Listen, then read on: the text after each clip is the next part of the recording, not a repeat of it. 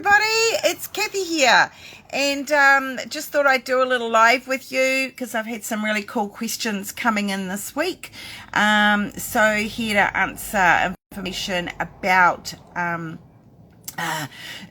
maternity information, things to do with excuse me, pregnancy, labour, birth, postpartum, etc. So I had a couple of really cool started coughing. Had a couple of really cool questions coming in today, which I thought I'd post live for you guys because it might be really interesting for you. The first one is from Lindsay, and she's 38 weeks, one of our clients here, and she's been regularly seeing a chiropractor for spinal alignment, but recently her pelvis has been so misaligned. She's saying that apparently it's an inch and a half out. She plans to go back to the chiropractor tomorrow, but she's wondering if there are any exercises or stretches that she could be doing that could lessen that misalignment. She says that the past month of her pregnancy, bearing in mind she's about 38 weeks now, the past month she's been greatly affected by her ability to walk properly, and getting around, and she has to stand still for about 5 minutes before she can even sort of take the first step, so she says, to move forward. She's found that her left side is impacted more than her right. That's quite common, that there's one side worse than the other, and she's wondering about any help and suggestions that would be appreciated. And this is her third baby, and she makes a comment that she's never had these kinds of symptoms in her previous pregnancies. Well, answer to that query, long story short, at 38 weeks, her body's relaxin hormone is basically doing an outstandingly fantastic, awesome job of loosening her pelvis, getting ready for her to give birth. So our best advice to her at this stage is, number one, just do whatever it takes to get through the next few days or next few weeks until she does go into labour, but without stressing about the fact that you're misaligned. It doesn't matter, it's common, it's normal at that stage, it's what's sort of supposed to happen, and especially in that third trimester rather, and especially for women who have had a couple of babies before. So it's kind of like the more babies that we have, the quicker the labours, but the more uncomfortable the pregnancies, especially in that third trimester. So number one, don't stress about it. Just do whatever exercises give any kind of form of relief, but don't worry about being misaligned because that baby's still got to get birthed through that birth canal. But number two, after giving birth, really important to do, is to go back and see that osteopath or chiropractor within the first 2 to 3 weeks of giving birth. I can't recommend this highly enough to everybody who has a labour. It's such a perfect time. It is the optimal time in your whole life to get things realigned because you've still got some of that relaxin hormone on board. So the osteo or chiropractor is still able to manipulate things within your joints and bones to get things realigned. But if you wait a few months, then the relaxin hormone's dissipated and everything's kind of connected and firmed up in a misaligned position. So 2 to 3 weeks after having a baby, best time ever in your life to see an osteo or chiro and get things realigned. So that's when it should be, that's the perfect time to do it. But there was another interesting question that came in today from one of our clients, Clara, and she asked us the question, is there ever too many Braxton Hicks? Is it possible to have too many Braxton Hicks, which are those painless tightenings that you can have, particularly sort of in the second half and last third of a pregnancy? And the thing with Braxton Hicks that that they're not labour is, one, they're painless, two, they're just tightenings, and three, they're random, and four, they tend to occur when you're mobilizing. When you're up and busy, you can have just so many Braxton Hicks tightenings going on and on and on and on, and then as soon as you relax and lie down on the couch and chill out, they should peter off. And as I say, they're painless, and they're not a rhythmic pain that's coming and going and coming and going and coming and going. This is just a random tightening. So she's wondering. Also, she was worried about whether it's harmful to her baby. You know, how uncomfortable is it for the baby to have all these Braxton Hicks going on? So the simple answer is no, you can't have too many Braxton Hicks. Certainly the more pregnancies we have tends to be the more Braxton Hicks we get. And some women, you know, by the time they're having a third, fourth or fifth baby, goodness, they just have Braxton Hicks. It seems like the whole time in the pregnancy, every time they move anywhere. But it's fine. And it's not an uncomfortable sensation for the baby. It's really just like a lovely hug. It's quite gentle from the baby's perspective, and because remember, it's, you know, there's a big the baby's surrounded by all that amniotic fluid.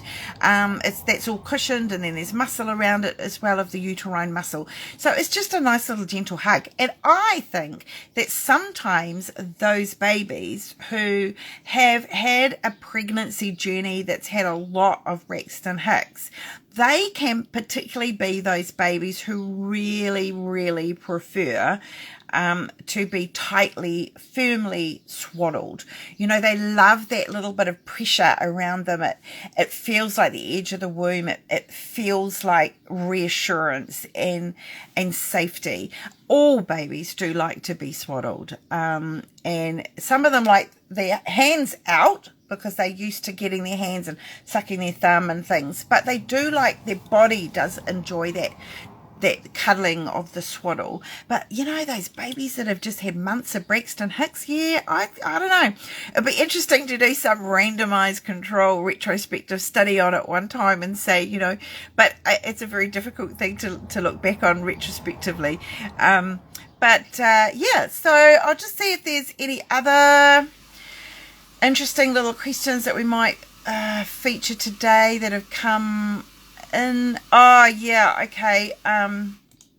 Here's one. I won't mention the name of this lady, but a client's questions come in that she has had some perineal suturing that is now, oh goodness, 20 the month of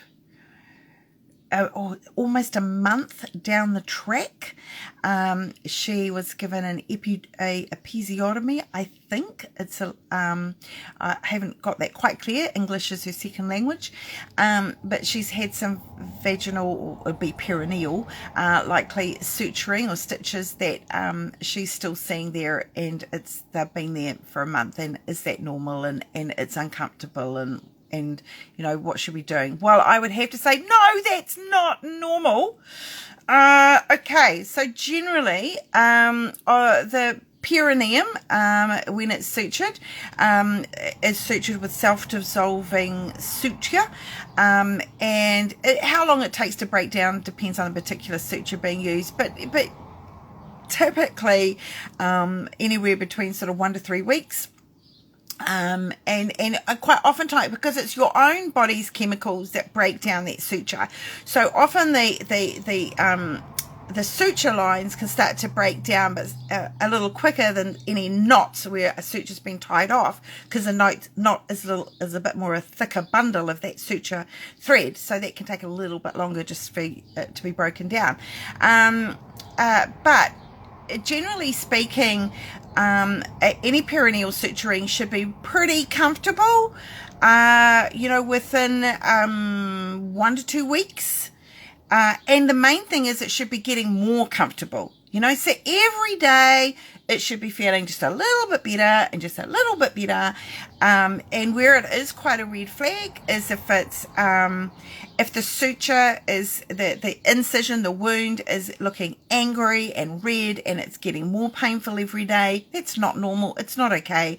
Yeah, so one of my absolutely favorite product, and this is the last question I'll go through today, but my favorite product is combination product called Hypercal, which stands for Hypericum and Calendula. And this is a lotion or cream or gel, like it's something in a tube, that you can get. And so Hypercal, Hypericum and Calendula, I can't recommend it highly enough. Buy some while you're pregnant so that you've got it in your bag for when you go to the birth centre or the hospital, or maybe you're home birthing, but have it with you ready for that postnatal period. It is basically a miracle cream practically for healing any kind of skin wound. So it doesn't matter if it's sore nipples or a sore perineum or a C-section wound incision, anywhere that is broken skin, that skin needs healing. The Hypericum is a natural antiseptic, so that kills bugs.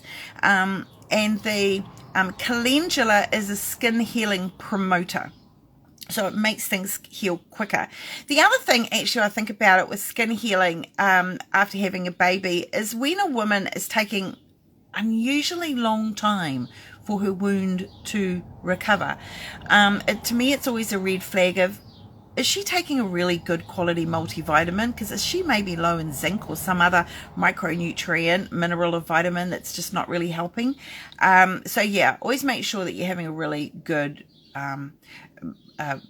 multivitamin, maternity multivitamin, not just during your pregnancy, but very much in that postpartum period. Really important for your healing and recovery. So yeah, that's everything for today. So we'll hopefully everybody enjoyed that. And if you've got any questions yourself, it would be great for you. That's the point, is like joining our group. And so yeah, if you want, you can go on to motherwise.app. So that's just MOTHERWISE, so motherwise.app, and you can join to grab our online prenatal education program. It is honestly the best, the most comprehensive prenatal education program I know of anywhere in the world online, and there's huge amounts of resources on there. So when you do that, that gives you access to our a private forum, and that's where some of these questions come through.